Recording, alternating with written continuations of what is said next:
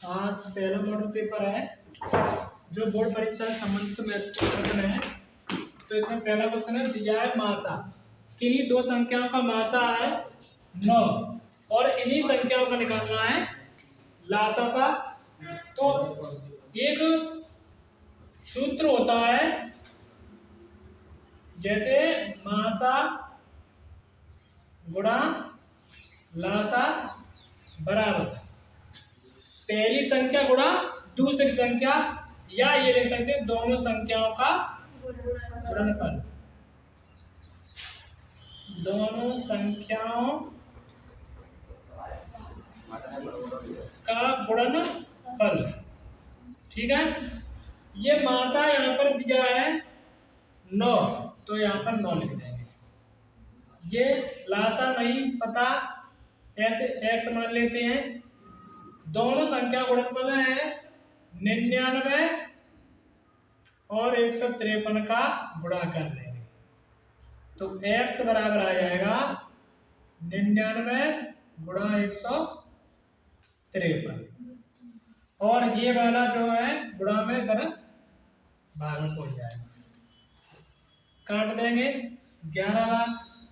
x बराबर 11 गुणा 153, तो x यहाँ पर जो है 1683 इनका गुणा आ जाएगा। यानी कि जो मासा लासा का आया वो आएगा 1683। ये इसका आंसर होगा। ये पहला क्वेश्चन है। अगला क्वेश्चन है, संख्याएं 6, 12 और 120 का अभाज्य गुणनखंड विधि द्वारा एलसीएम और एचसीएफ ज्ञात कीजिए। तो पहले हम इनके अभाज्य गुणनखंड कर लेते हैं। यहाँ पे 2 से शुरू करेंगे, 3 और 3 से 1, तो 6 बराबर आया 2 गुणा 3, 72 को यहाँ पे 36 हो जाएगा, फिर 2 से भाग देंगे 18 हो जाएगा, फिर 2 से देंगे 9, फिर 3 से और 3 से 1 बार, तो 72 बराबर इसके लिख दो। कितनी बार है? 2, 1 2 3, तो 2 की घात 3। 3 कितनी बार है? 2 बार। ठीक है, अब 120 इसके वेक्टर करेंगे, 2 से 7, 30 आ जाएगा, 2 से 2 का भाग देंगे 15 आ जाएगा। अब 3 का देंगे 5 और 5 का देंगे तो 1, 120 बराबर 2 कितनी बार है? 1 2 3 बार, 3 बार लिख देते हैं। 3 एक बार है और 5 भी एक बार है। वेक्टर में आसानी से कर लेते हैं, जानते हैं अभाज्य गुणनखंड करना। अब एचसीएफ और एलसीएम कैसे निकालेंगे वो देख लेते हैं।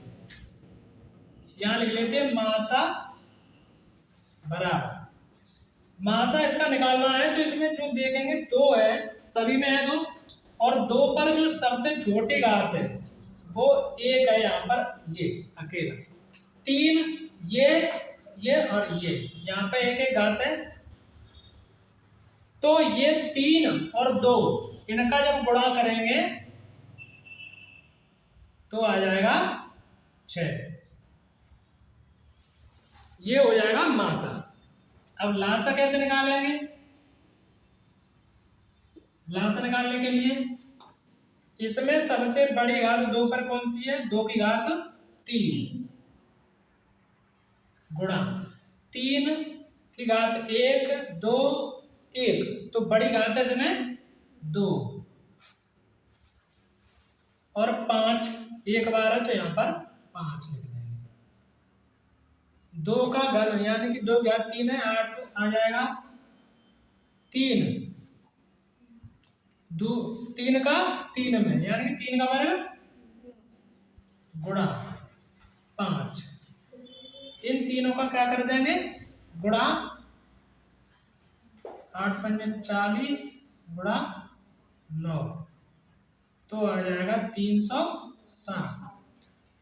ये इसका मासा 6 और इसका लासा 360 निकल आएगा। ये क्वेश्चन राज्य गुणनखंड द्वारा एलसीएम और एचसीएफ निकाल सकते हैं। दूसरी अगला क्वेश्चन है, निम्न में से कौन सा जो युग्म है सहवाचक संख्याओं का युग्म है? तो यहाँ पर ये विकल्प दिए गए हैं 14 35 पहला है, फिर 18 25 है, तीसरा 31 93 और 32 62। तो यहाँ पर हम देख लेते हैं कि इनका जो एचसीएफ है वो 1 होना चाहिए, मासापा 1 होना चाहिए। इन सभी का अलग अलग मासापा निकालेंगे और किसका 1 है वो देखते हैं। तो यहाँ पर इनका जब मासा निकालेंगे तो ये संख्या जो है 14 और 35 7 के पहाड़े से कट रही होती है, सही है। तो ये सहवाचक संख्याओं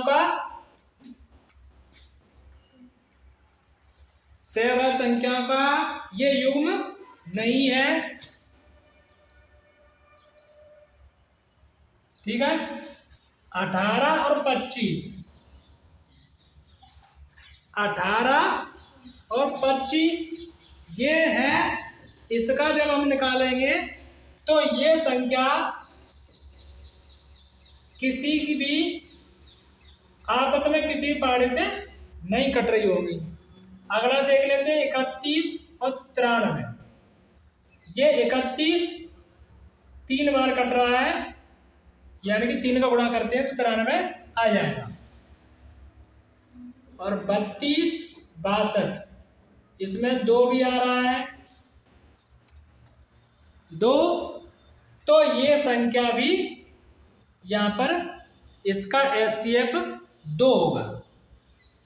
तो अब यहाँ पर जो एचसीएफ निकल के आ रहा है वो 1 केवल इसका है। तो 18, 25 ये सहवाचक संख्याओं का युग्म है या ये सहवाचक संख्याएं हैं, ये इसका आंसर निकलेगा। सहअभाज्य संख्याओं को ध्यान रखना है कि उसका एचसीएफ मासापा 1 होना चाहिए। क्वेश्चन नंबर 7 देखेंगे, परिमेय संख्या 6/15 को दशमलव परिसर में ज्ञात कीजिए। या किसी संख्या को दशमलव में लिखना है तो कैसे लिखेंगे? यहाँ पर 6/15 लिखा हुआ है। अब इसे हम काट लेते हैं तो आ जाएगा 3। ये कितने पार्ट से कटेगा? 3 के पार्ट से कट जाएगा 2 बार, 2 और ये 5 बार, 2/5, ठीक है। अब 2/5 है, 5 अगर नीचे कोई संख्या ऐसी संभावना है कि अगर उससे 0 आ जाए, 5 लिखा है तो 0 कैसे आएगा? 2 का गुणा यहाँ पर कर देंगे और 2 का ऊपर कर देंगे, ठीक है। तो ये हो जाएगा 4 और नीचे हो जाएगा 10। किसी भी संख्या में अगर 10 का भाग देना है तो 1 अंक बाद यहाँ पर पॉइंट लगा देंगे, ये इसका आंसर निकल आएगा। दशमलव प्रसार की संख्याएं जो है उसे हम 5 से गुणा करके या 2 से गुणा करके जो नीचे संख्या लिखी है हम 0 बना के और उसको हम हल कर सकते हैं। तो ये पॉइंट वाले क्वेश्चन हो जाएगा।